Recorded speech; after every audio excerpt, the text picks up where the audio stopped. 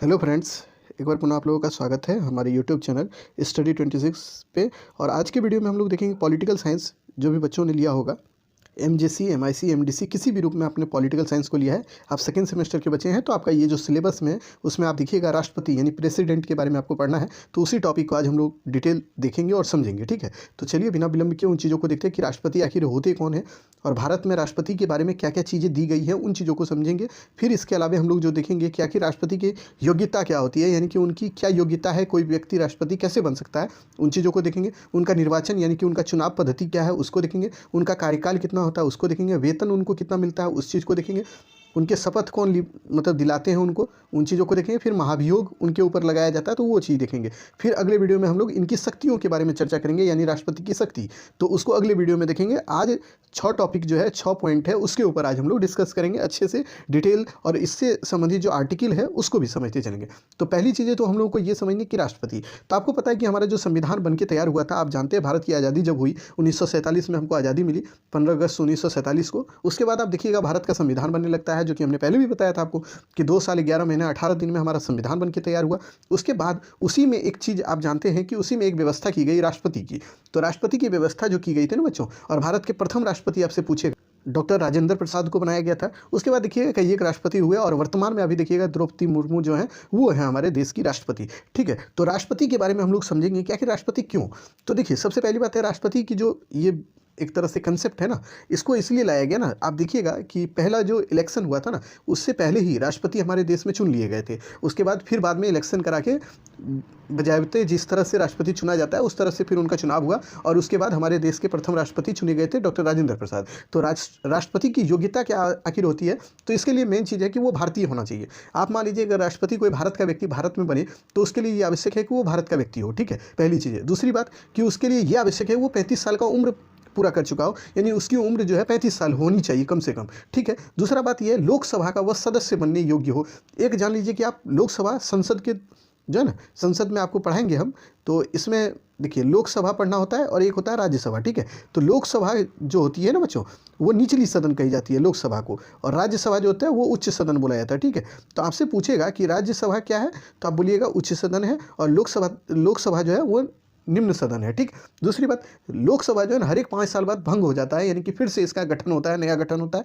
लेकिन राज्यसभा जो है इसका भंग नहीं होता, ये अनवरत चलता रहता है, ये कांस्टेंट है एक तरह से, ये समझिए ये अस्थाई सदन है, ठीक है। और लोकसभा जो है वो अस्थाई सदन है, ठीक है। लेकिन आपके टॉपिक में जितनी चीज़ें दी गई है उन्हीं चीज़ों पर हम चर्चा करने के मतलब व्यू से आए हुए हैं। तो इसको हम बेसिक आपको चीज़ बता दिए कि लोकसभा क्या होता है, राज्यसभा क्या होता है। तो जब भी कोई व्यक्ति राष्ट्रपति बनना चाहेगा तो उसके लिए ये आवश्यक है कि वो कम से कम लोकसभा का सदस्य बन सके। तो लोकसभा का सदस्य बनने योग्य उसकी योग्यता हो, तभी वह राष्ट्रपति बन सकता है। एक बात ये ध्यान में रखिएगा, चुनाव के समय किसी भी लाभ के पद पर नहीं हो, यह भी उसके योग्यता के अंतर्गत आता है, यानी कि वह कोई भी लाभ के पद पर नहीं होना चाहिए। जब अगर वह चुनाव लड़ रहा होगा ना, तो ये नहीं कि वो कहीं का मुख्यमंत्री है या कहीं का वो राष्ट्रपति ये प्रधानमंत्री है, तो ऐसा नहीं। वो जब चुनाव लड़ेगा उससे पहले उसको जो भी लाभ के पद पे होगा उसको वो मतलब वहीं पे त्यागपत्र देगा, तभी वो चुनाव राष्ट्रपति के लिए लड़ सकता है। इतनी चीज़ें आपको ध्यान में रखनी है इसके योग्यता को लेकर। अब देखिए बारी बारी से हम लोग इसके आर्टिकल को पढ़ेंगे और चीज़ों को हम लोग समझते चलेंगे। तो चलिए बिना विलंब किए हम लोग चीज़ों को समझते हैं, और फिर आपको बताएंगे कि इनके वेतन क्या होते हैं, ये तमाम चीज़ों को हम लोग बताते चलेंगे, ठीक है। तो पहली बात तो ये देखिए, राष्ट्रपति से संबंधित जो आर्टिकल है 52 है, इसमें बोला गया है कि भारत में एक राष्ट्रपति होगा। तो इसी में आपसे पूछेगा कौन से आर्टिकल में ये बात बोला गया कि भारत में एक राष्ट्रपति होगा, तो बोलिएगा 52 आर्टिकल जो है 50 नंबर 2, इसी में बोला गया कि भारत में एक राष्ट्रपति होगा। और राष्ट्रपति के पास ये शक्ति है ना बच्चों, वो भारत का सर्वे सर्वा होता है एक तरह से कहने को, लेकिन जो वास्तविक शक्ति होती है ना वो प्रधानमंत्री और मंत्रिपरिषद के अंतर्गत आ जाता है। लेकिन आप ये ध्यान में रखिएगा कि हमारे संविधान में सारी शक्तियों का केंद्र जो है राष्ट्रपति को बना दिया गया है। उसके बाद राष्ट्रपति को भारत का प्रथम नागरिक बोला जाता है, ये भी बात ध्यान में रखिएगा। दूसरी बात ये ध्यान में रखिएगा बच्चों कि राष्ट्रपति की पत्नी जो होंगी ना उसको भारत की प्रथम महिला बोला जाता है, ठीक है। तो ये भी ध्यान में रखिएगा। तो ये चीज़ें आपसे पूछ लेगा, कॉमन सेंस वाली चीज़ें हैं, लेकिन ध्यान में रखिएगा आपसे बोलेगा भारत का प्रथम नागरिक किसे बोला जाता है, तो वो राष्ट्रपति की कहे जाएंगे, ठीक है। अगर राष्ट्रपति ऑप्शन में नहीं होगा ना, तो वर्तमान के राष्ट्रपति जो होंगे उसको टिक करके आइएगा। अगर मान लीजिए आप ही से हम पूछें कि भारत के प्रथम नागरिक होंगे, उसमें आपको दे दें द्रौपदी मुर्मू, अटल बिहारी वाजपेयी। उसके बाद हो सकता है आपसे पूछ दें हम कि ये जो अभी है नरेंद्र मोदी जी, इनके बारे में बोल दें, या नीतीश कुमार, कुछ छू डाल दें। तो आपको सही जो करना होगा ना उसमें वही सही कीजिएगा जो हमारी राष्ट्रपति हैं अभी द्रौपदी मुर्मू, उनके बारे में सही आपको टिक कर देना है, ठीक है। तो यही होता है, ये बात ध्यान में रखिएगा। राष्ट्रपति जो होता है ना वो संवैधानिक प्रमुख होता है, यानी कि हमने पहले भी बताया कि संविधान, हमारे संविधान में राष्ट्रपति को बहुत सारी शक्तियाँ दी गई है और इनको संवैधानिक प्रमुख भी बोला जाता है, ये बात भी ध्यान में रखिएगा, ठीक है। बेसिकली आर्टिकल 52 में ये याद रखना कि भारत में राष्ट्रपति के पद की बात की गई है और राष्ट्रपति जो होता है वो हमारे संविधान के हिसाब से सर्वोसर्वा होता है, यानी कि प्रमुख होता है, ठीक। दूसरी बात ये ध्यान में रखिएगा वो भारत का प्रथम नागरिक होता है। तो ये 3 चीज़ें अगर आपको याद है तो आर्टिकल 52 खत्म। अब अगले आर्टिकल, अब देखिए अगला आर्टिकल है 53, जो आर्टिकल 53 है इसमें बोला गया है भारतीय संघ की कार्यपालिका की शक्ति जो है ना राष्ट्रपति में निहित होती है। यानी कि भारत एक संघ है, राज्यों का संघ है, जो आप जानते हैं। इसमें बोला गया हमारे आर्टिकल 1 में कि भारत राज्यों का संघ है, तो उसको तो हमने पहले भी बता दिया आपको। तो देखिए भारतीय संघ यानी राज्यों का जो संघ है भारत ना, इसकी सभी की यानी सभी राज्यों की कार्यपालिका की शक्ति जो है ना इसी राष्ट्रपति के हाथ में, यानी कि राष्ट्रपति जो है सर्वे सर्वा है, ये 53 में कहा गया है, ठीक है। इसको याद रखिएगा। अगला जो आर्टिकल है 54, इसमें देखिए आर्टिकल 54 में निर्वाचन की बात की गई है, यानी राष्ट्रपति का निर्वाचन कैसे होगा इसके बारे में चर्चा इसमें है, तो उसको आप समझिए। तो आर्टिकल 54 में कहता है भाई कि संसद के दोनों सदनों के सदस्य यानी राज्यसभा और लोकसभा, हमने बताया था लोकसभा जो होता है वो निम्न सदन है, राज्यसभा जो है वो क्या है, उच्च सदन है, ठीक है। तो उसके बाद इन दोनों के ही सदस्य जो होंगे, इन दोनों ही सदनों के सदस्य इसके निर्वाचन में भाग लेंगे। यानी कि कहने का मतलब ये है कि राष्ट्रपति मान लीजिए आप बनना चाहते हैं, तो आपका जो वोट करेगा ना वो कौन करेगा, ये जो राज्यसभा के सदस्य होंगे और लोकसभा के जो सदस्य होंगे जो चुन के आए हैं, मनोनीत नहीं है, ये बात भी ध्यान में रखिएगा। जो मनोनीत होंगे वो नहीं, बल्कि जो चुन के आए होंगे वही इसमें वोट करेंगे। मनोनीत का मतलब होता है ना बच्चों, जिसको राष्ट्रपति के द्वारा मनोनीत किया जाता है। जैसे कि आप देखिएगा, आप जब देखिएगा राज्यसभा में देखिएगा कुछ व्यक्ति को, मतलब राष्ट्रपति के ये पास ये पावर है कि वह कुछ सदस्यों को मनोनीत कर सकता है, यानी कि उसको भी संसद बना सकता है, ठीक है। वो उसका नाम उसके सामने रखा जाता है, वो उस पर अगर हस्ताक्षर कर दिए तो वही मनोनीत हो जाएंगे सदस्य। तो ये जो मनोनीत सदस्य होते हैं ना वो राष्ट्रपति के चुनाव में हिस्सा नहीं लेते, बल्कि राज्यसभा और लोकसभा के जो सदस्य होते हैं जो चुन के आते हैं, जिनको जनता चुन के भेजती है, वही इसमें हिस्सेदारी लेते हैं, ये बात ध्यान में रखिएगा। दूसरा, राज्य के विधानसभाओं के निर्वाचित सदस्य भी इसमें हिस्सा लेते हैं, यानी कि राज्य जो आप देखते हैं जैसे बिहार है, झारखंड है, यूपी है, जो भी राज्य है वहाँ पर विधानमंडल होता है। जैसे कि विधानमंडल बिहार का पटना में है, तो आप जानते हैं यहाँ पे सभी विधायक लोग बैठते हैं। तो ठीक वैसे ही हर एक राज्य के जो विधायक लोग चुन के आते हैं ना, वह भी इसके जो है राष्ट्रपति के निर्वाचन में हिस्सेदारी लेते हैं या भाग लेते हैं, ठीक है। इस बात को भी ध्यान में रखिएगा। दिल्ली और पुडुचेरी जो है, यानी पुडुचेरी, ये 2 केंद्र शासित प्रदेश हैं, जो कि आप जानते हैं भारत में भी 8 राज्य हैं और 28 राज्य हैं और 8 केंद्र शासित प्रदेश हैं। तो इसमें आप देखिएगा दिल्ली और पुडुचेरी जो केंद्र शासित प्रदेश है, इसके भी सदस्य जो है ना ये हिस्सा ले सकते हैं, यानी भाग ले सकते हैं इसके चुनाव में। किसके? राष्ट्रपति के चुनाव में। इसको ध्यान में रखिएगा। पहले जम्मू कश्मीर भी था, लेकिन 370 जो धारा है उसके हट जाने के बाद जम्मू कश्मीर को इससे हटा दिया गया। अब इसमें ध्यान में रखना है दिल्ली और पुडुचेरी के जो केंद्र शासित प्रदेश के जो सदस्य चुन के आते हैं ना, वहाँ के लोग भी इसके लिए हिस्सेदार हो सकते हैं, यानी कि भाग ले सकते हैं। यानी कि वहाँ के संसद और माफ कीजिए विधायक लोग, ये सब संसद विधायक दोनों ही वहाँ के जो भी होंगे वो इसमें हिस्सेदार होंगे और वह भी राष्ट्रपति के चुनाव में हिस्सा लेते हैं। कहाँ के? दिल्ली और पुडुचेरी दोनों के। तो इतनी चीज़ें आपको राष्ट्रपति के निर्वाचन से संबंधित याद रखनी है। और निर्वाचन के संबंध में जो आर्टिकल है वो 54 है। सीधा देखिए राष्ट्रपति के निर्वाचन की बात कहेगी, तो इसमें यह ध्यान में रखिएगा कि राष्ट्रपति का निर्वाचन के लिए भाग कौन लेता है? तो आम जनता नहीं लेता है, ठीक है। हम और आप कभी वोट नहीं कीजिएगा राष्ट्रपति के लिए। हम आप किसके लिए वोट कीजिएगा? तो भाई संसद है, फिर आप देखिएगा जो विधायक है इसके लिए कीजिएगा, मुखिया है, पंच है, सरपंच है, इस सब के लिए कीजिएगा, लेकिन कभी राष्ट्रपति के लिए नहीं कीजिएगा। ये ध्यान में रखिएगा। राष्ट्रपति के लिए चुनाव में जो हिस्सेदार होता है ना बच्चों, वो होता है कौन? संसद और विधायक लोग होते हैं, ठीक है। इतनी चीज़ें आप ध्यान में रखिएगा। तीसरी बात इसमें ये याद रखिएगा कि राष्ट्रपति का जो चुनाव होता है ना वो एकल संक्रमणीय मत प्रणाली के आधार पर होता है, ठीक है। तो ये चीज़ भी ध्यान में रखिएगा, याद कर लीजिए इसको, ठीक। अब आज ये अगला जो आर्टिकल है उसके हिसाब से अब इसको देख लीजिए। नहीं, देखिए इसमें और भी बातें हैं। राष्ट्रपति का निर्वाचन जो होता है ना वो गुप्त मतदान के आधार पर होता है। यानी कि गुप्त मतदान का मतलब होता है ना बच्चों कि राष्ट्रपति का निर्वाचन ईवीएम के द्वारा नहीं होता है, जो कि अभी आप देखते हैं प्रधानमंत्री का जो अभी चुनाव होगा तो उसमें ईवीएम पर वोटिंग की जाती है, लेकिन राष्ट्रपति के लिए ईवीएम नहीं होता है, बल्कि ये पर्चा होता है। पर्चा का मतलब होता है ना वैलेट पेपर जिसको बोलते हैं, वो कागज़ का बना होता है वैलेट पेपर। जो मुखिया उखिया का चुनाव देखिएगा गांव में होता है ना, उसमें बैलेट पेपर पर ही चुनाव होता है। तो वो जो होता है ना, तो इसी पर्चे पे अब तो देखते हैं कहीं कहीं ईवीएम का भी यूज हो रहा है, बट इतना ध्यान में रखनी है आपको कि वो कागज़ का बना हुआ बैलेट पेपर होता है। उसी में मान लीजिए कि देश में 2 राष्ट्रपति के लिए, मतलब राष्ट्रपति के लिए चुनाव होगा, 2 व्यक्ति लड़ा है राष्ट्रपति के लिए, ठीक है, कि वो दोनों अपने में मतलब चुनाव लड़े और इन दोनों के लिए वोटिंग होगा, ठीक है। तो वो जो बैलेट पेपर बनता है ना, उसी पे वोट किया जाता है और वो जो संसद और विधायक होते हैं ना, यही लोग इसमें वोटिंग करते हैं। तो उसमें आपसे पूछ सकता है, बैलेट पेपर दो तरह के होते हैं जो इसमें वोटिंग के लिए प्रयोग किए जाते हैं राष्ट्रपति के वोट के लिए, ठीक है। तो उसमें एक कलर होता है ग्रीन, एक होता है गुलाबी, पिंक जिसको बोलते हैं, ठीक है, हरा और गुलाबी ये।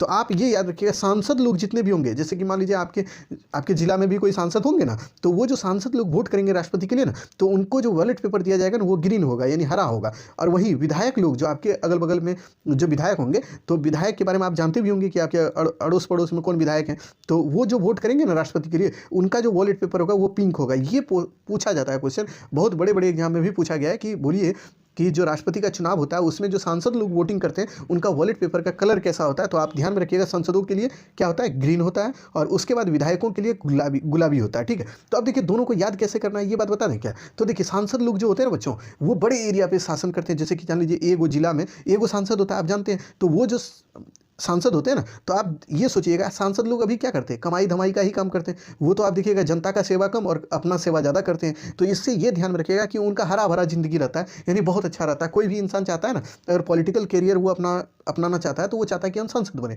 तो सांसद लोग क्या करता है, उनका जीवन हरा भरा रहता है। तो इसीलिए याद रखिएगा, हरा भरा उनका जीवन है, इसीलिए उनको बैलेट पेपर कैसा दिया जाता है, हरा दिया जाता है राष्ट्रपति के चुनाव में भाग लेने के लिए। दूसरा बात, गुलाबी किनका होता है भाई, तो विधायक का होता है। विधायक का गुलाबी क्यों होता है बच्चों, तो 2000 का नोट जो आया था जिसका बंदी हो गया, अब जो देखे थे आप, तो आप देखे थे उसका कलर कैसा था, गुलाबी। और गुलाबी कलर किसके पास होगा, यानी कि नोट वो जो गुलाबी होगा किसके पास होगा, विधायक के पास होगा। यानी विधायक लोग पैसा वाला होता है, इस तरह सोचिएगा। तो इससे हो गया कि गुलाबी जो बैलेट पेपर मिलता था वो विधायकों को मिलता था, ठीक है। इतनी चीज़ें ध्यान में रखिएगा। अब आ जाइए कि इसमें यह समझिए कि राष्ट्रपति का चुनाव ईवीएम का प्रयोग नहीं होता है। जैसे कि हमने बताया था प्रधानमंत्री का चुनाव जो होता है ना, अभी ईवीएम का प्रयोग होता है, जो कि आप देखते हैं इलेक्ट्रिक मशीन है वो, उसी के द्वारा जो आप देखिए बटन बना रहता है, उसमें टिप दीजिए, हो गया, वोट हो गया। लेकिन राष्ट्रपति के चुनाव के लिए वो नहीं होता है बच्चों। राष्ट्रपति के चुनाव के लिए बैलेट पेपर होता है जिसमें मुहर लगाया जाता है, स्टाम्प मुहर, जो कि जो भी जिसको वोट देना है ना वो स्टाम्प मारता है, उसी से वोट उसका गिना जाता है, ठीक है। तो ये बात ध्यान में रखिएगा। और एक बात और ध्यान में रखिएगा बच्चों, राष्ट्रपति का वोटिंग में जो होता है ना, जब आप राष्ट्रपति का वोट करिएगा तो उसमें नोटा का ऑप्शन नहीं होता। जो भी वोट करते हैं ना, नोटा का ऑप्शन उसमें नहीं होता है। जैसे कि अभी आप वोट कीजिएगा तो आप देखिएगा, मान लीजिए प्रधानमंत्री के लिए 2 उम्मीदवार है, एक तो नरेंद्र मोदी और दूसरा कोई और है, ठीक है, सोच लीजिए ऐसे।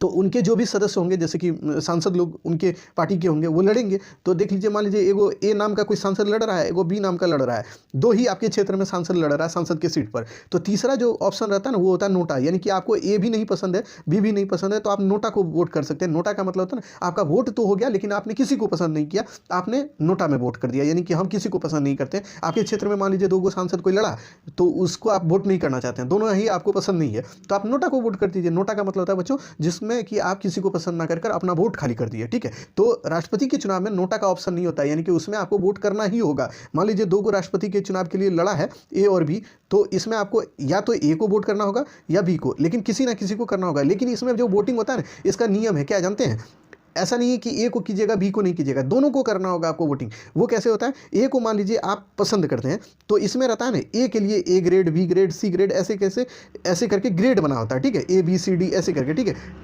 या नहीं तो इसको ऐसे समझिए, ग्रेड नहीं बना होता है। ये होता क्या है, बैलेट पेपर जैसे मान लीजिए ये है, तो इसमें मान लीजिए 1 नंबर व्यक्ति, 2 नंबर व्यक्ति, 2 को चुनाव लड़ा, आपसे पूछे, मतलब आपका जो बैलेट पेपर में आपको वोट करना, मान लीजिए 1 नंबर व्यक्ति आपको पसंद है, यानी सबसे ज़्यादा पसंद है, तो आप 1 नंबर को पहले टिक कीजिएगा, बी नंबर दूसरे नंबर में पसंद है, यानी बाद में पसंद है, कम पसंद है, तो आप दूसरे नंबर में इसको टिक कीजिएगा, ठीक है। तो इसको आप नहीं समझोगे, तो इसको इस तरह समझिएगा, मान लीजिए प्राथमिकता चुनने के लिए कहता है उसमें, ठीक है। जैसे कि मान लीजिए 1 नंबर प्राथमिकता 1 नंबर को आपने दिया तो 1 हो गया, 2 नंबर को 2 नंबर प्राथमिकता दिया, तो इसका मतलब ये होगा ना बच्चों कि जब आप वोट कर रहे हैं ना राष्ट्रपति के लिए, तो 1 नंबर वाले को वोट किए, 2 नंबर वाले को भी वोट किए, लेकिन 1 नंबर का वोट ही गिना जाएगा, 2 नंबर वाले वोट को नहीं गिना जाएगा। वो ऐसी स्थिति में गिना जाएगा जब वोट कैंसिल होने लगता है, बहुत से उम्मीदवार होते हैं और कैंसिल होता है ना, यानी कि वोट जब हुआ और उसमें जब बराबर का मत आ गया ना, तब उस स्थिति में इसको भी गिना जाता है कि दूसरे नंबर पर किसको पसंद किया गया है, ठीक है। तो ये चीज़ आगे हम समझाएंगे, लेकिन अभी इतना समझिए ना कि जब वोटिंग किया जाता है उसमें नोटा का ऑप्शन नहीं होता, ठीक। उसके बाद देखिए राष्ट्रपति के चुनाव के लिए ना बच्चों 50 व्यक्ति का प्रस्तावक और 50 व्यक्ति का अनुमोदक होना चाहिए। मान लीजिए आप चाहते हैं कि राष्ट्रपति बने, तो राष्ट्रपति बनने के लिए आपको, अगर आप बनना चाहते हैं ना, तो वही जो संसद के जो सदन है, लोकसभा राज्यसभा, इसके 50-50 व्यक्ति आपके समर्थन में होने चाहिए। एक 50 व्यक्ति वैसा होगा जो कि प्रस्तावक होगा और 50 व्यक्ति वैसा होगा जो अनुमोदक होगा। दोनों ही अलग अलग, यानी टोटल 100 व्यक्ति होना चाहिए कम से कम, जो कि आपके समर्थन में वहाँ जाए, तब आपके समर्थन में वो बात करेगा, तभी आप राष्ट्रपति के चुनाव के लिए जरूरी समझे जाएंगे। ठीक है, ये बात ध्यान में रखिएगा। और ये व्यक्ति जो होंगे ना अलग अलग ही होने चाहिए और निर्वाचन मंडल के सदस्य होने चाहिए, यानी कि लोकसभा, राज्यसभा और विधानसभा के ये सदस्य कम से कम होने चाहिए। ठीक, इतनी चीज़ें ध्यान में रखिएगा। और एक व्यक्ति, अब इतना ध्यान में रखिएगा, एक व्यक्ति राष्ट्रपति के लिए कई बार चुनाव लड़ सकता है और जीत सकता है। मान लीजिए आपको राष्ट्रपति बनना है, आप राष्ट्रपति एक बार में बन गए, फिर आपको लगता है कि हमको फिर से राष्ट्रपति बनना है, तो फिर से चुनाव लड़िए, फिर जीतिए, फिर बन जाइए। तो यानी कि कोई इसमें सीमा नहीं है कि आप एक ही बार बने तो खत्म हो गया। आपको जब मन तब जितना बार उतना बार आप चुनाव लड़िए और जीत जाइए। ठीक है, दूसरी बात ये ध्यान में रखिएगा, राष्ट्रपति के चुनाव से पहले जो प्रत्याशी होते हैं, यानी कि राष्ट्रपति का चुनाव जिनको लड़ना है, मान लीजिए ए नामक व्यक्ति को लड़ना है और बी नामक व्यक्ति, दोनों को चुनाव लड़ना है, तो इनको पहले अपने तरफ से 15,000 रुपया जमा करना होगा, जिसको बोला जाता है कि जमानत राशि के रूप में जमा करना होगा। ठीक, तो ये बात ध्यान में रखिएगा कि जमानत राशि आपने जमा करी या नहीं। ठीक है, उसके बाद ये जो धनराशि होता है ना, ये आरबीआई जो रिजर्व बैंक ऑफ इंडिया है ना, वहाँ पे जाके जमा होता है। ठीक, इतनी चीज़ें याद रखिएगा राष्ट्रपति से संबंधित, कि राष्ट्रपति का जो है मेन चीज़ जो हमने बताया अभी आपको, वो ये था कि राष्ट्रपति का चुनाव ईवीएम के द्वारा नहीं होता है। इसमें जो भाग लेते हैं वोटिंग में, तो इसके निर्वाचन में कौन भाग लेते हैं, तो राज्यसभा और लोकसभा, उसके अलावा विधानमंडल के जो भी सदस्य होंगे वो भाग लेंगे, यानी कि विधायक वगैरह, उसके बाद सांसद लोग, ये लोग भाग लेते हैं। उसके बाद देखिएगा कि इसमें यह भी याद रखिएगा कि राष्ट्रपति के चुनाव में जो है वो मनोनीत सदस्य कभी भाग नहीं लेंगे। तीसरी बात ये याद रखिएगा कि इसका चुनाव ईवीएम पर नहीं होता है, और सांसदों के लिए जो होगा वो हरा कलर का बैलेट पेपर होगा, और जो विधायक होंगे उनके लिए कौन सा होगा, वो गुलाबी होगा। ठीक है, यदि किसी उम्मीदवार की को कुल पड़े मत का 1/6, यानी कि मान लीजिए कि 6 लोग वोट किए, उसमें से एक लोग का कम से कम वोट आपको अगर नहीं मिला ना, मान लीजिए 2 व्यक्ति आपने वोट मतलब चुनाव लड़ा, उसमें से एक व्यक्ति को 5 वोट मिल गया और दूसरे को 1 वोट अगर नहीं मिला, मान लीजिए 6 वोट में, तो क्या होगा कि उस बी जो जिसने पैसा जो जमा किया था ना 15,000, वो इसको रिटर्न नहीं मिलेगा। लेकिन 1/6 वोट आपको मिल गया और आप हार भी गए तो कोई दिक्कत नहीं है, आपका जमानत राशि जो है ना वो आपको वापस कर दिया जाएगा। जमानत राशि तभी जब्त होती है जब आपको 1/6 जो है ना से कम वोट आपको मिला हो, यानी कि टोटल मान लीजिए 500 लोगों ने वोट किया, सीधा ये समझिए, अभी साधारण भाषा में समझा दें, 500 लोगों ने वोट किया, उसमें से 1/6 से उसको भाग दे दीजिए। उतना अगर व्यक्ति आपको मतलब उतना व्यक्ति आपको वोट नहीं किया है, तो आपका जमानत राशि जो 15,000 था वो जब्त हो जाएगा, यानी कि वो आपको वापस नहीं मिलेगा। लेकिन अगर 1/6 व्यक्ति ने आपको वोट कर दिया उसमें से 500 व्यक्ति में से, तो आपको जमानत राशि वापस कर दिया जाएगा। ठीक है, इतनी चीज़ें याद रखिएगा। आर्टिकल 15 अब देखिए, भारत के राष्ट्रपति का चुनाव एकल संक्रमणीय मत प्रणाली के आधार पर और गुप्त मतदान के आधार पर होता है। ठीक है, ये भी बात ध्यान में रखिएगा, ये क्वेश्चन हर बार पूछा जाता है कि भारत के राष्ट्रपति का चुनाव किस तरीके से होता है, तो एकल संक्रमणीय मत प्रणाली के आधार पर। ठीक है, तो ये याद कर लीजिएगा। अब देखिए राष्ट्रपति का कार्यकाल आर्टिकल 56 में बोला गया है कि राष्ट्रपति का जो कार्यकाल होता है वो 5 साल का होता है, यानी 5 वर्षों का होता है। मान लीजिए कि आप राष्ट्रपति के पद पर चयनित हुए तो आप 5 साल तक कार्य करेंगे, उसके बाद फिर से चुनाव होगा। अगर फिर आप चुनाव लड़ते हैं और जीत के आते हैं तो फिर से आप 5 साल काम करिएगा। ठीक है, यानी कि हर एक 5 साल में इसका चुनाव होता है और राष्ट्रपति अपने कार्यकाल पूरा हो जाने के बाद तब तक अपने पद पर बना रहेगा ना, जब तक नया राष्ट्रपति, मान लीजिए कि आप 5 साल तक काम किए, आपका कार्य पूरा हो गया और कार्य पूरा हो जाने के बावजूद अगर चुनाव अपने देश में नहीं हुआ है, ठीक है, ये बात ध्यान में रखिएगा, जब अगर चुनाव नहीं हुआ है तब तक आप उस पद पे बने रहिएगा। यानी कि आपका कार्यकाल पूरा हो भी गया है तो आप तब तक अपने पद पे बने रहेंगे जब तक कि चुनाव ना हो जाए, फिर नया राष्ट्रपति चुन के नहीं आ जाए, तब तक आप बने रखिएगा। नया राष्ट्रपति चुन के आएगा तब अपना आप त्यागपत्र दीजिएगा, तो फिर दूसरा जो नया राष्ट्रपति होगा वो भारत का राष्ट्रपति बन जाएगा। ठीक है, ये बात ध्यान में रखनी है। उसके बाद आ जाइए इसके चुनाव से संबंधित चीज़ों को बता दिए। अब आर्टिकल 57 को भी देख लीजिए, इसमें कहा गया है कि एक व्यक्ति जो है ना राष्ट्रपति के पद पर निर्वाचित हो चुका है तो वह फिर पुनः निर्वाचित हो सकता है। यानी मान लीजिए कि आप एक बार चुनाव लड़े और आप जीत गए, आपका मन है कि फिर से हम चुनाव लड़ें और फिर हमको जीतना है, तो फिर आप दूसरी बार भी चुनाव लड़िए, जीत जाइए। जैसे द्रौपदी मुर्मू जी अभी राष्ट्रपति हैं हमारे देश की, अगर ये फिर से अगला चुनाव लड़ेंगी और ये फिर से जीत के आएंगी तो फिर से ये राष्ट्रपति बन सकती हैं। ठीक है, तो यही नियम है कि एक बार आप जीत गए तो फिर दूसरे बार में भी आप चुनाव लड़िए, अगर मन है तो चुनाव लड़के आप जीत सकते हैं और फिर से बन सकते हैं। ठीक है, इस बात को भी ध्यान में रखिएगा, कोई भी व्यक्ति कई एक बार राष्ट्रपति बन सकता है, यही इसका सीधा मतलब है। उसके बाद देखिए राष्ट्रपति का वेतन भत्ता क्या होता है उसको आप देख लीजिए, उसको आप समझ लीजिए क्या होता है। ठीक, ये 59 आर्टिकल 59 में इसके बारे में चर्चा है। आर्टिकल 59 में कहता है, आर्टिकल 59 में ये चर्चा है कि राष्ट्रपति का वेतन भत्ता क्या मिलता है नहीं मिलता है, उन चीज़ों की चर्चा है। इससे पहले एक चीज़ और देख लीजिए, राष्ट्रपति की योग्यता, यानी कि कोई भी राष्ट्रपति कैसे बनेगा, उसकी योग्यता क्या होती है, तो इसकी चर्चा जो है ना राष्ट्रपति पद की योग्यता के बारे में चर्चा जो है आर्टिकल 58 में की गई है। इसको आप नोट डाउन कर लीजिएगा बच्चों, राष्ट्रपति पद की योग्यता, इसे हम बोल देते हैं, आप ध्यान में रखिएगा। और इसमें बहुत बातें नहीं है, 58 ये आर्टिकल 58 में चर्चा है इसकी, ठीक है। तो इसको याद कर लीजिएगा कि 58 में क्या बोला गया, राष्ट्रपति पद की योग्यता इसके लिए बोला गया वो भारत का नागरिक हो, यानी जो राष्ट्रपति का चुनाव लड़ना चाहता है वो भारत का व्यक्ति हो, 35 साल की उम्र वो पूरा कर चुका हो, दूसरा वो लोकसभा का सदस्य बन सकता हो और चुनाव के समय किसी भी लाभ के पद पर नहीं हो। इतनी चीज़ें इससे संबंधित याद रखनी है आपको कि वह भारत का नागरिक हो, जो कि हम पहले भी बता चुके हैं, ठीक है। अब आ जाइए उसके जो अगले टॉपिक है वो आर्टिकल 59 क्या बोलता है, राष्ट्रपति के वेतन और भत्ते की। तो राष्ट्रपति का जो वेतन होता है ना, यानी कि उसको पर मंथ जो सैलरी मिलती है ना, वो 5 लाख मिलती है, ठीक है। उसके बाद आजीवन उसको फ्री में मेडिकल, उसको आवास दिया जाएगा और उसके इलाज की सुविधा की जाएगी। यानी सीधा मतलब ये है कि कोई भी व्यक्ति अगर राष्ट्रपति बन गया तो उसको 5 लाख का तो पहले ये मिलेगा, सैलरी मिलेगा। दूसरा उसके बाद उसको एक राष्ट्रपति भवन जो जानते हैं आप, तो वहीं पे राष्ट्रपति रहते हैं भारत के, तो वो आवास उनको फ्री में मिलेगा। उसके बाद फ्री में उनको जो है इलाज की सुविधा दी जाएगी। और उसके बाद क्या जानते हैं, उनका जो वेतन होता है ना वो इनकम टैक्स से मुक्त होता है, यानी उसमें कोई भी इनकम टैक्स आपको देने की आवश्यकता नहीं है, वो आप टैक्स फ्री आप वेतन आपको दिया जाएगा, ठीक है। राष्ट्रपति के कार्यकाल के दौरान उनके वेतन और भत्ते में किसी भी प्रकार की कमी नहीं की जाएगी, यानी राष्ट्रपति का वेतन भत्ता कभी कम नहीं किया जा सकता है। यानी वो जब तक राष्ट्रपति, मान लीजिए वो 5 साल तक राष्ट्रपति रहेंगे तो उनको 5 साल तक 5 लाख रुपया पर मंथ मिलेगा। उनको जो फ्री आवास मिलता है वह भी मिलेगा, वो कहीं भी अपना इलाज करा सकते हैं वह भी फ्री होगा। ये सब चीज़ें उनके लिए कभी कम नहीं होगी, ये बात ध्यान में रखिएगा। और राष्ट्रपति का वेतन जो दिया जाता है ना, भारत के संचित निधि द्वारा दिया जाता है, ये भी याद रखिएगा। भारत के संचित निधि द्वारा राष्ट्रपति को वेतन दिया जाता है। उसके बाद याद रखिएगा, भारत के राष्ट्रपति और उनकी पत्नी दुनिया भर में अगर उनका मन हो कि हमको ऑस्ट्रेलिया जाना है तो वो जा सकती हैं, अमेरिका जाना है जाइए घूमने के लिए, वो सब फ्री यात्रा होगा, उनको उसके लिए कोई पैसा नहीं देना होगा, ठीक है। ये भी व्यवस्था की गई है आर्टिकल 59 में। उसके बाद देखिए अगला जो इसमें है कि राष्ट्रपति अवकाश ग्रहण के बाद, यानी राष्ट्रपति मान लीजिए कि आप राष्ट्रपति 5 साल तक आप रहे और राष्ट्रपति के पद से आप रिटायर हो गए, यानी कि आप फिर चुन के नहीं आए, कोई और राष्ट्रपति बना, तो 5 साल बाद जब आप अवकाश ले लीजिएगा, यानी राष्ट्रपति नहीं रहिएगा, तब आपको पर मंथ 1.5 लाख रुपया, यानी कि 1,50,000 रुपया वेतन के रूप में, यानी कि पेंशन के रूप में आपको दिया जाएगा।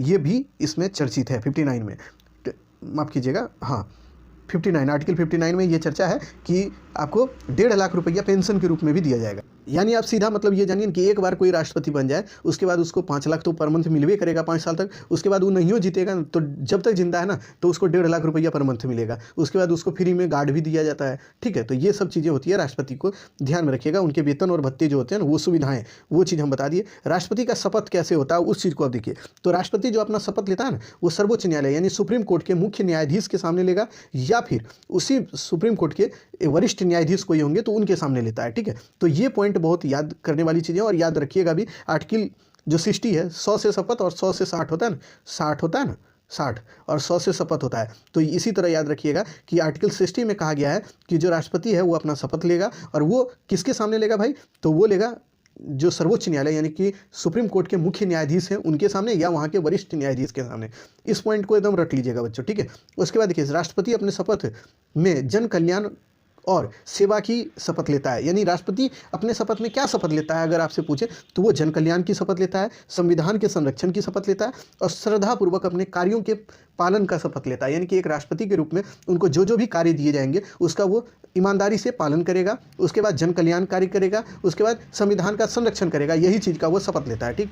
इतनी चीज़ें उससे संबंधित याद रखिएगा आर्टिकल 60 में जो चर्चा है और उसके शपथ को लेकर वो चीज़ हम बता दिए। अब देखिए महाभियोग। महाभियोग का मतलब होता है ना कि राष्ट्रपति को कभी हटाया भी जा सकता है। यह भी हमारे संविधान में चर्चा है कि कोई भी राष्ट्रपति है उसको हटाया भी जा सकता है, उसके लिए कुछ कंडीशन है, उसको समझिए। देखिए, राष्ट्रपति के ऊपर महाभियोग लगाया जाता है, उसी को हटाना बोलते हैं, ठीक है। महाभियोग तभी लगाया जा सकता है ना बच्चों, जब राष्ट्रपति कोई गलत कार्य करे, यानी कि वो सीधा मतलब है कि संविधान के कोई अनुच्छेद का पालन नहीं करे या संविधान के किसी भी नियम कानून का अगर वो पालन नहीं करता है, तब उसके ऊपर महाभियोग लगाया जा सकता है। और वो महाभियोग किसके आधार पर, कौन से आर्टिकल के आधार पर आपसे पूछेगा, तो आर्टिकल 61 यानी आर्टिकल 61 के आधार पर किसी भी राष्ट्रपति के ऊपर भारत में उनके ऊपर महाभियोग लगाया जा सकता है। लेकिन उसके लिए कारण ये होना चाहिए कि वो हमारे संविधान का अगर पालन नहीं करता है तब। अगर वो संविधान का पालन करता है तो आप महाभियोग नहीं लगा सकते, ये भी बात ध्यान में रखिएगा। और महाभियोग हम और आप नहीं लगाते हैं, उसके लिए लगाता कौन है भाई, तो वही सांसद लोग लगाते हैं। लोकसभा और राज्यसभा के जो सदस्य होते हैं ना, वही लगा सकते हैं, जो निर्वाचित सदस्य हैं वो महाभियोग लगा सकते हैं। उसके बाद देखिए, कोई भी सदन से ये महाभियोग की प्रक्रिया शुरू हो सकती है।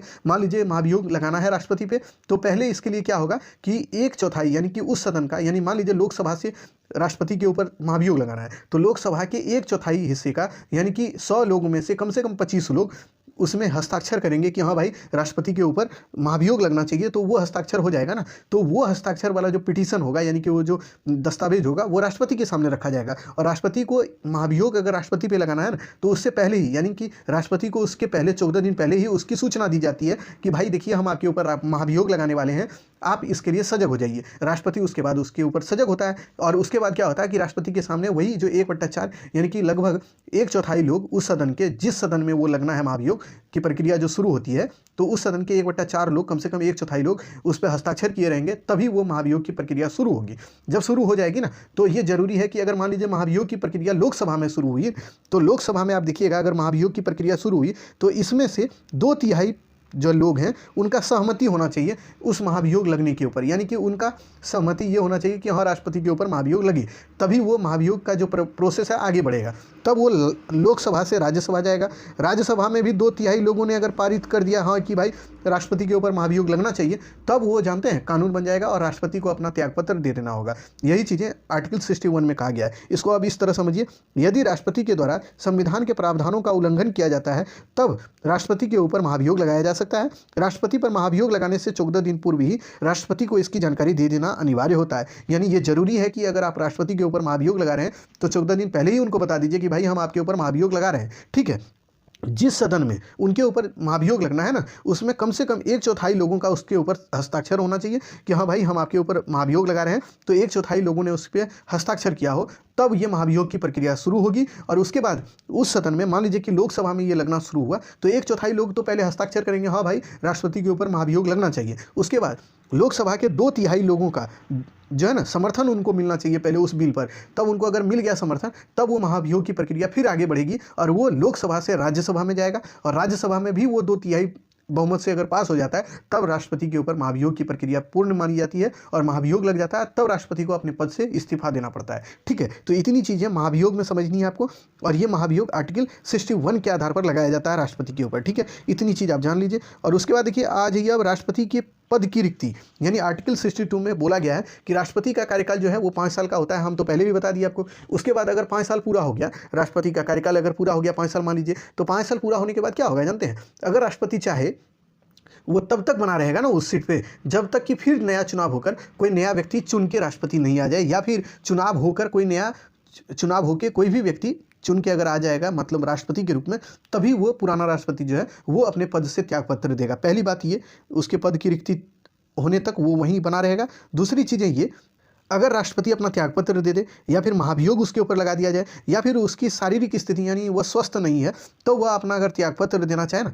तो वो उपराष्ट्रपति को थमा देगा यानी सौंप देगा। और उसके बाद उपराष्ट्रपति क्या होंगे, वो कार्यवाहक राष्ट्रपति के रूप में कार्य करेंगे, यानी उपराष्ट्रपति राष्ट्रपति का कार्य करने लगेंगे। और उसके बाद क्या होगा, इस कंडीशन में ये आवश्यक हो जाता है कि 6 महीना के अंदर ही फिर से राष्ट्रपति का चुनाव कराकर नए राष्ट्रपति को गठित किया जाए और नए राष्ट्रपति को चुनकर लाया जाए। ठीक है, ऐसी स्थिति में जब अगर राष्ट्रपति मान लीजिए त्यागपत्र दे दिए, तो त्यागपत्र देंगे तो कौन बनेगा, या फिर राष्ट्रपति के ऊपर हमने अभी आपको बताया कि महाभियोग लगता है तो उसको तुरंत त्यागपत्र देना होता है। तो जब वो त्यागपत्र दे देंगे राष्ट्रपति, तो उपराष्ट्रपति जो देश के होते हैं वही राष्ट्रपति बन जाते हैं। ठीक है, और वो तब तक बने रहेंगे ना जब तक कि 6 महीना के अंदर चुनाव नहीं हो जाएगा और नया राष्ट्रपति चुन के नहीं आ जाएगा, तब तक उपराष्ट्रपति ही राष्ट्रपति का कार्य करते हैं। ठीक, ये बातें भी ध्यान में रखिएगा कि राष्ट्रपति के पद की रिक्ति होने पर, यानी पद मतलब खाली हो गया है, तो उस एवज में उपराष्ट्रपति राष्ट्रपति का कार्य करते हैं। ठीक है, तो इतनी चीज़ें इससे रिलेटेड बातों को याद रखनी है आपको। तो देखिए आज के वीडियो में हमने यही कोशिश किया था ना, जो हम टॉपिक आपको पहले भी बताए थे कि राष्ट्रपति की योग्यता बताएंगे, तो योग्यता भी बताया कि राष्ट्रपति की योग्यता भारत का नागरिक 35 साल का उम्र होना चाहिए, लोकसभा का सदस्य बनने योग्य हो, उसके बाद उसका निर्वाचन एकल संक्रमणीय मत प्रणाली के आधार पर होता है, ये भी बताए थे। उसके कार्यकाल 5 साल का होता है, यह भी बता दिए। उसके बाद वेतन भत्ता आपको बताया, 5 लाख उसको वेतन मिलता है, भत्ता के रूप में उसको क्या दिया था सुविधा में, तो उसके अगल बगल 5 गार्ड तो कम से कम होना ही चाहिए हर हमेशा। उसके अलावा क्या भाई, उसको एक रहने के लिए निःशुल्क आवास दिया जाएगा, वो कहीं भी अपना ट्रीटमेंट फ्री में करा सकता है भारत में। उसके बाद क्या है भाई, तो वो कहीं भी विदेश फ्री में घूमने जा सकता है अपनी पत्नी के साथ। तो ये सब उसके वेतन भत्ते हैं। शपथ के बारे में हमने बताया, आर्टिकल 60 में शपथ की बात की गई है कि राष्ट्रपति अपना शपथ लेगा। और शपथ में कौन कौन सी चीज़ें लेगा कि वो संविधान का पालन करेगा, संविधान की रक्षा करेगा, लोगों के हितों में काम करेगा। उसके बाद क्या है, अपने कार्यों का मतलब वो श्रद्धापूर्वक निर्वहन करेगा, ये सब की बात कही गई। उसके बाद महाभियोग के बारे में हमने बताया कि राष्ट्रपति के ऊपर महाभियोग लगाया जाता है। वो क्यों लगाया जाता है भाई, तो राष्ट्रपति अगर किसी भी मतलब संविधान का पालन नहीं करता तभी उसके ऊपर महाभियोग लगता है। इतनी चीज़ें अगर आपको याद हो गई ना, तो आप मान लीजिए कि राष्ट्रपति के संबंध में जो भी चीज़ें आपसे पूछी जाएंगी वो आप कंप्लीट कर लिए। अगले वीडियो में हम लोग राष्ट्रपति की शक्तियों के बारे में चर्चा करेंगे कि राष्ट्रपति की कौन कौन सी शक्तियां होती है, यानी कौन कौन से और भी उसको वीटो पावर मिला है। उसके बाद क्षमादान की शक्ति है राष्ट्रपति के पास, तो वो सब के बारे में हम लोग चर्चा वहां पे कर लेंगे। आर्टिकल जो हम आपको बताया उसको याद कर लीजिएगा, नहीं भी याद रहे तो कंसेप्ट तो याद कर लीजिएगा बच्चों कि राष्ट्रपति अपना शपथ किसके सामने लेता है। तो आप जानते हैं कि सुप्रीम कोर्ट के जो है न्यायाधीश मतलब मुख्य न्यायाधीश या नहीं तो वहाँ के वरिष्ठ न्यायाधीश कोई होंगे उनके सामने लेता है। तो ये भी ध्यान में रखिएगा, राष्ट्रपति जब अपने पद से हट जाएंगे तो उसके एवज में कौन हमारे राष्ट्रपति का कार्य करेगा, उपराष्ट्रपति राष्ट्रपति का कार्य करने लगता है। तो ये सारी चीज़ें आपको राष्ट्रपति से संबंधित हमने बता दिया है। अगले वीडियो में हम लोग अगले चीज़ों को पढ़ेंगे राष्ट्रपति से रिलेटेड। ये टॉपिक खुद ही बहुत बड़ा है, ठीक है। इसके ऊपर अगर हम एक साथ वीडियो बनाते तो ये बहुत बड़ा होता है, जो कि आप भी उब जाते। इससे बढ़िया है कि चीज़ें एक बार में हम लोग इसके जो मेन चीज़ें हैं उसको करा दिए। अगले वीडियो में हम लोग इसकी शक्तियाँ जो है उसको करा देंगे, तो ये पूरा वीडियो खत्म हो जाएगा, ये टॉपिक खत्म होगा। फिर हम लोग प्रधानमंत्री उपराष्ट्रपति इन चीज़ों को कर लेंगे, ठीक है। अगर आप नए होंगे तो हमारे पिछले वीडियो को जरूर देखिएगा, और अगर आप मतलब अगर नए हैं तो आप हमारे चैनल को सब्सक्राइब कर सकते हैं, आप उसको सब्सक्राइब कर लीजिए ताकि नई चीज़ें आपको और भी मिलेंगी इस वीडियो मतलब इस लेक्चर के क्रम में, ताकि आपको लाभ भी मिल सके और आप अच्छे नंबर भी ले आ सके, ठीक है। चलिए फिर मिलते हैं अगले वीडियो में, तब तक के लिए धन्यवाद।